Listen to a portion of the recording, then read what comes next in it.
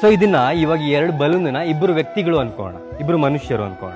So ಇವನಿಗೆ ಒಳಗಿನಿಂದ motivation ಇಲ್ಲ, ಜೀವನ ಏನು, ನಾನೇನು ಮಾಡೋಕ್ಕಾಗಲ್ಲ ಅನ್ನುವಂಥ ವ್ಯಕ್ತಿ ಇವನು.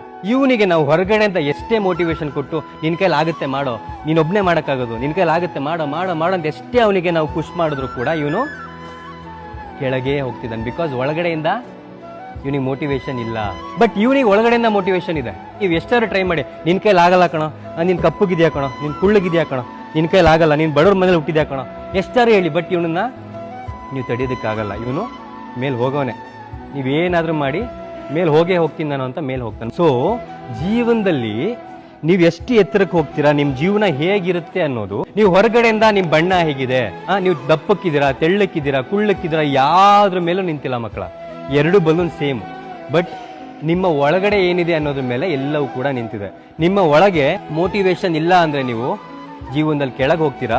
ನಿಮ್ಮ ಒಳಗಿನಿಂದ ನಿಮಗೆ ಮೋಟಿವೇಶನ್ ಇದ್ರೆ ಜೀವನದಲ್ಲಿ ನೀವು ಮೇಲೆ ಹೋಗ್ತೀರಾ. ನಿಮ್ಮನ್ನು ಯಾರು ಕೂಡ ತಡೆಯೋದಕ್ಕೆ ಆಗಲ್ಲ, ಅಷ್ಟು ಎತ್ತರಕ್ಕೆ ಹೋಗ್ತೀರಾ.